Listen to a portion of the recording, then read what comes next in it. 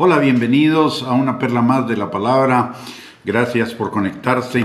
El día de hoy vamos a compartir acerca de escapar del pecado, porque este es un tema relevante. La palabra de Dios nos enseña en Primera de Tesalonicenses capítulo 4 versículo 3 que la voluntad de Dios es nuestra santificación, por una parte, y por la otra parte la palabra también en Primera de Pedro capítulo 1 versículos del 14 al 16 nos dice que como hijos santos seamos, como hijos obedientes de Dios seamos santos. La obediencia y la santidad van de la mano, y para poder entender lo de la santidad necesitamos entender lo que es el pecado. Para poder escapar del pecado necesitamos entender qué es el pecado. Si no entendemos completamente lo que significa el pecado, lo que implica el pecado, no vamos a poder escapar de él. En la palabra de Dios, en Proverbios capítulo 1 versículos del 1 al 10, la palabra de Dios dice: Hijo mío, si los pecadores te quisieren engañar, no consientas. Si dijeren, ven con nosotros, pongamos acechanzas para derramar sangre. Acechemos sin motivo al inocente, los tragaremos vivos como el Seol y enteros como los que caen en un abismo. Hallaremos riquezas de toda clase, llenaremos nuestras casas de despojos. Echa tu suerte entre nosotros, tengamos todos una bolsa. Hijo mío, no andes en camino de ellos, aparta tu pie de sus veredas, porque sus caminos corren hacia el mal y van presurosos a derramar sangre. Porque en vano se tenderá la red ante los ojos de toda ave, pero ellos a su propia sangre ponen acechanzas y a sus almas tienen lazo. Si bien es cierto, este pasaje usa la figura de la hipérbole, es decir, magnifica algunas cosas en relación con la maldad, hay muchísimo que podemos aprender de este pasaje, y esa hipérbole es para hacernos entender la importancia de que escapemos del mal siempre. Pero dije que para escapar del mal, para escapar del pecado, primero necesitamos entender el pecado. La Biblia aquí nos dice en ese pasaje que escapemos del pecado. Entonces, ¿qué es el pecado? Para comenzar, en el Antiguo Testamento, el pecado se refiere a una ofensa hacia Dios, hacia su voluntad. En el pasado, cuando un arquero no daba en el blanco, se decía que había pecado. Fallaba en darle al blanco entonces el pecado es fallar en dar en el blanco de la voluntad de Dios, es no hacer la voluntad de Dios. Primero, implica que todos los que sean condenados serán condenados no por sus pecados, sino por no reconocer el señorío de Cristo en sus vidas. Esa es la razón por la cual la gente va a irse al infierno. La palabra de Dios lo dice muy claramente en Juan capítulo 3, versículos del 16 al 18. El que crea en el Señor Jesucristo será salvo, el que no crea será condenado. Por un lado, y eso implica la carga del pecado, o la consecuencia del pecado, si no nos arrepentimos, si no nos alejamos de él, es no tener vida eterna, ni aquí en la tierra, ni en la eternidad. Es dejarnos arrebatar las bendiciones de la vida eterna en la tierra y en el cielo. Y eso, para nosotros los hijos de Dios, aun cuando ya no vamos hacia el infierno, vamos hacia la eternidad, aún seguimos pecando, y el pecado debería ser algo para nosotros, primero que nada, que nos afectara en el sentido de que lastimamos el corazón de Dios en primer lugar. En segundo lugar, y hacemos daño a otras personas, y en tercer lugar nos hacemos daño a nosotros mismos, porque el pecado nos roba bendiciones. La obediencia es el canal de las bendiciones para nosotros, mientras que el pecado es el canal de la ruina para nosotros los hijos de Dios, porque la palabra dice en Gálatas capítulo 6, versículos del 7 al 8, que Dios no puede ser burlado, que todo lo que el hombre siembra, eso también cosechará. Entonces, necesitamos entender las diversas formas que adopta el pecado, porque el pecado no adopta solo una forma. La mayor parte de las personas piensan que pecar es hacer algo que Dios nos dice que no hagamos, pero el pecado va mucho más allá. En primer lugar, efectivamente sí, el pecado, y eso es lo más evidente, es hacer algo que Dios nos dice en su palabra que no hagamos, pero también el pecado es no hacer algo que Dios dice que hagamos. Por ejemplo, Dios dice que nos congreguemos, Dios dice que perdonemos, Dios dice que amemos a nuestro prójimo, que bendigamos a los demás, que diezmemos, etcétera. Si no lo hacemos, estamos pecando, porque es no hacer lo bueno que Dios está diciéndonos, y todo lo que nos dice la palabra de Dios es su voluntad para nosotros, su voluntad buena, agradable y perfecta. Entonces estamos siguiendo en la dirección contraria a su voluntad. Por el otro lado, el pecado también es no hacer lo que hacemos para la gloria de Dios. La palabra nos dice en Colosenses capítulo 3, versículos 23 al 24, que todo lo que hagamos, lo hagamos para la gloria de Dios. Y finalmente, el pecado también es no obedecer al Espíritu Santo, hacerlo a un lado en nuestras vidas, tomarlo en cuenta solo eventualmente para ciertas cosas, pero ignorarlo el resto del tiempo, porque estamos ignorando a Dios. El Espíritu Santo es Dios, y cuando no le atendemos, entonces estamos haciéndolo a un lado, estamos menospreciándolo. Permítanme un momentito. Perdón, ahora ya estamos. Entonces, el pecado al final es hacer lo que Dios dice que no hagamos, no hacer lo que Dios dice que hagamos, no hacer las cosas para la gloria de Dios, sino para nuestro propio beneficio, para nuestra propia gloria, para nuestra propia alabanza, reconocimiento, etcétera, y no obedecer al Espíritu Santo en lo que el Espíritu Santo nos está indicando. Lo dice la palabra en Romanos 8:14. Los hijos de Dios somos guiados por el Espíritu Santo. Esa es la voluntad de Dios. Si no atendemos al Espíritu Santo, si no somos guiados por el Espíritu Santo, entonces estamos siguiendo en contra de la voluntad de Dios. E ir en contra de la voluntad de Dios es pecar. La palabra, en este pasaje que leímos en Proverbios 1, versículo del 10 al 18, en cuanto al pecado, nos dice que lo resistamos, además de que nos dice que obedezcamos a Dios alejándonos de Él.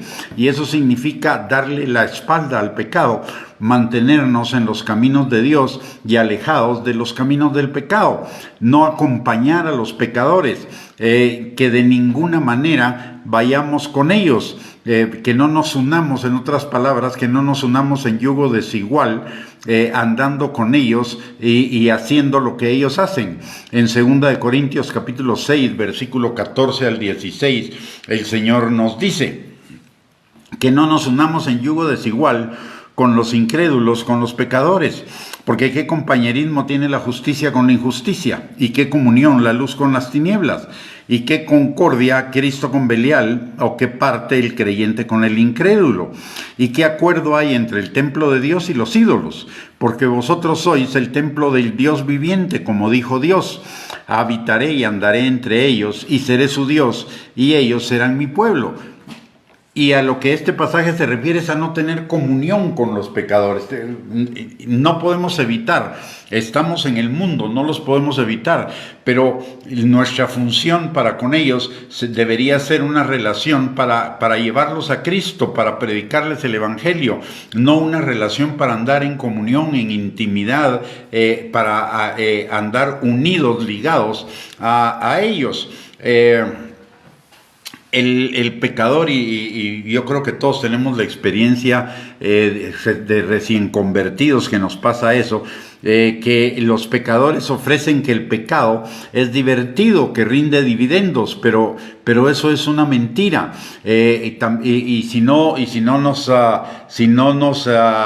incitan a pecar, porque el pecado puede ser divertido, entonces nos incitan a pecar apuntando a nuestra identidad, que no somos hombres, o que no somos, en el caso de las mujeres, que no son mujeres, cosas así por el estilo, que no somos valientes, que ya nos volvimos religiosos, que ya nos volvimos hipócritas. Todas estas son tácticas del diablo que usa con casi todas las personas para incitarnos al pecado.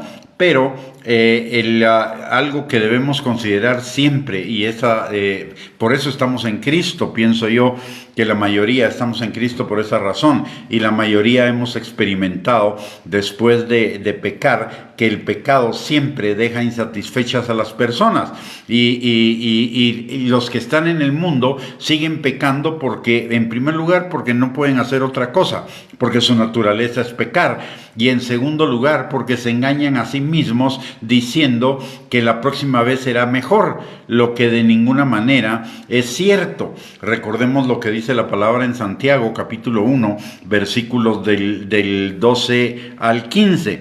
Dice, y voy a leer del 13, cuando alguno es tentado, no diga que es tentado de parte de Dios, porque Dios no puede ser tentado por el mal, ni él tienta a nadie, sino que cada uno es tentado cuando de su propia concupiscencia es atraído y seducido. Entonces la concupiscencia, después que ha concebido, da a luz el pecado, y el pecado, siendo consumado, da a luz la muerte. El pecado nunca va a traer satisfacción, el pecado nunca va a traer plenitud, el pecado nunca nos va a hacer bien, el pecado siempre va a provocar de alguna manera ruina en cada uno de nosotros. Y también en este pasaje nos habla del proceso del pecado.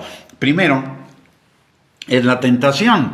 La tentación es la sugerencia que el diablo, la carne o los demás nos hacen de pecar. En ese momento no hay ningún efecto en nuestra mente, excepto que estamos recibiendo un dardo de fuego del maligno, pero a partir de ahí lo que hagamos ya es nuestra responsabilidad, y nuestra responsabilidad es el proceso del pecado, es la tentación, la atracción, la seducción, la concepción, la ejecución y el final, que dice el Santiago capítulo 1, versículo del 12 al 15. Nuestra responsabilidad es, al recibir ese dardo de fuego del maligno, dice la palabra en Efesios capítulo 6, que lo apaguemos con el escudo de la fe y que saquemos la espada del Espíritu, que es la palabra de Dios.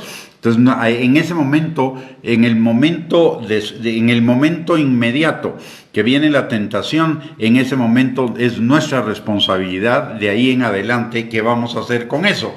Ya sea desecharlo, o simple y sencillamente caer en la trampa del diablo y ser atraído por el pecado. ¿Qué es la atracción? Cuando comenzamos a pensar, sí, podría ser, pero no, Dios dice, pero sería solo una vez y Dios me va, si confieso, Dios me va a perdonar, pero no, eso no le agrada a Dios, etcétera. Comenzamos en esa argumentación en nuestra mente, hasta que somos vencidos por los argumentos a favor del pecado, que obviamente no son del espíritu, son de la carne, y entonces el pecado la tentación nos seduce. ¿Y qué es que la tentación nos seduzca? Es que ya nos convenció de pecar. El siguiente paso es la concepción, que es la planeación de cómo vamos a pecar. El siguiente paso es la ejecución, es dar a luz, como diría Santiago, y el final es la muerte, es la ruina. Para comenzar viene la culpa, la condenación, la acusación, el juicio, y aparte las consecuencias propias del pecado específico que cometemos. El pasaje que leímos en Proverbios capítulo 1, versículos del 10 al 18, es complementario con el pasaje que también está en Santiago capítulo 4, versículo 7, que es lo que nos dice Santiago en cuanto a la tentación, en cuanto al pecado. Nos dice: someteos a Dios, resistid al diablo y huirá de vosotros. ¿Y cómo nos sometemos a Dios? Nos sometemos a su palabra, a la obediencia, a la fe. Nos sometemos siguiendo el camino que Dios nos indica, el camino que el Espíritu nos indica. Dice la palabra que que no vamos a ser tentados más allá de lo que podamos resistir, y que juntamente con la tentación que viene del diablo, el Señor nos va a dar la salida. Lo que usted y yo necesitamos hacer es someternos a Dios y tomar esa salida. Entonces, por un lado, y eso también implica resistir al diablo. Y cuando tomamos la palabra de Dios, comenzamos a defendernos de la tentación con el escudo de la palabra, comenzamos a pensar en la palabra de Dios, en todo lo bueno, lo justo, lo agradable, lo de buen nombre, etcétera. Eso es resistir al diablo, y al resistir al diablo, el diablo huirá de nosotros. Usted y yo no, en muchos de los casos no podemos resistir al diablo solos. Necesitamos el poder, la ayuda del Espíritu Santo, y el Espíritu Santo está en nosotros para ayudarnos a ello. Romanos capítulo 8, versículo 26 nos dice que el Espíritu Santo nos ayuda en todas nuestras debilidades. ¿Para qué? Para fortalecernos. Por eso la palabra también dice en Filipenses capítulo 4, versículo 13, que todo lo podemos en Cristo que nos fortalece. Y ese todo lo podemos en Cristo que nos fortalece también aplica a resistir el pecado, a someternos a Dios, a resistir al diablo, y que el diablo huya de nosotros, y de esa manera escapamos al pecado. De esa manera es que como combatimos la tentación y escapamos de ese lazo que el diablo nos quiera poner. Recordemos, el pecado no es algo intrascendente. El pecado, una de las cosas que hace el diablo con nosotros, y la carne, el mundo, etcétera, es que nos hace minimizar el efecto del pecado. Muchas veces usted y yo pensamos del pecado en el pasado, y quizá uno de los pensamientos pueda ser: no era tan malo, y es porque ya en la distancia hemos perdido la perspectiva de todo lo que implicó el pecado. Pero el pecado, como mencioné hace un momento, el pecado en primer lugar es una ofensa contra Dios, contra nuestro Padre, que nos ama más de lo que nos ama cualquier persona, que dio su vida en la persona de Jesucristo para que usted y yo pudiéramos tener perdón de pecados y vida eterna. El hecho que tengamos perdón de pecados no significa que tengamos permiso para pecar. El pecado sigue siendo algo aborrecible, algo despreciable, algo que nos desvía de la voluntad, del propósito de Dios, algo que nos desvía de la vida en bendición, en victoria, en bienestar que el Señor tiene para cada uno de nosotros. Entonces, en primer lugar, el pecado es una ofensa a Dios, cuando nuestros hijos hacen algo malo, a nosotros nos duele en nuestro corazón que lo hayan hecho. De la misma manera, a Dios le duele en su corazón que nosotros pequemos. Recordemos que Él es nuestro Padre, número uno. Número dos, generalmente el pecado afecta a las demás personas, ya sea directa o indirectamente. Entonces estamos fallando no solo en hacer la voluntad de Dios, sino fallando en amar al prójimo, y principalmente nos estamos fallando a nosotros mismos. No nos estamos amando a nosotros mismos. El verdadero amor a nosotros mismos es hacer la voluntad de Dios. ¿Por qué? Porque la voluntad de Dios es buena, es agradable, es perfecta.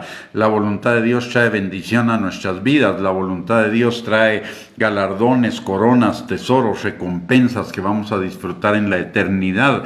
Aparte de ello, la voluntad de Dios trae para nuestras vidas vida y vida eterna, en tanto que que el pecado trae todo lo contrario. Entonces nos dañamos a nosotros mismos cuando pecamos.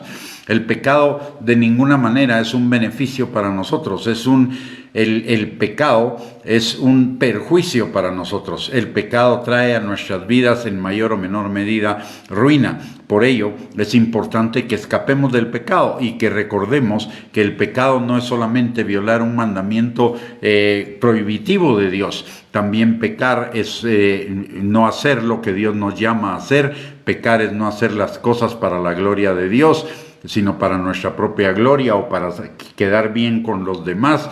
Y pecar también es menospreciar la dirección del Espíritu Santo, menospreciar al Espíritu Santo que está en nosotros. El Espíritu Santo no nos deja, no nos desampara, el Espíritu Santo nos acompaña todo el tiempo. No ponerle atención al Señor, no ponerle atención al Espíritu Santo es no ponerle atención a Dios. Es decir, en otras palabras, yo sé más que Dios, lo que me conviene a mí, no necesito su guianza, yo puedo solo. Y eso es menospreciar a Dios. Así que, mis amados, ánimo.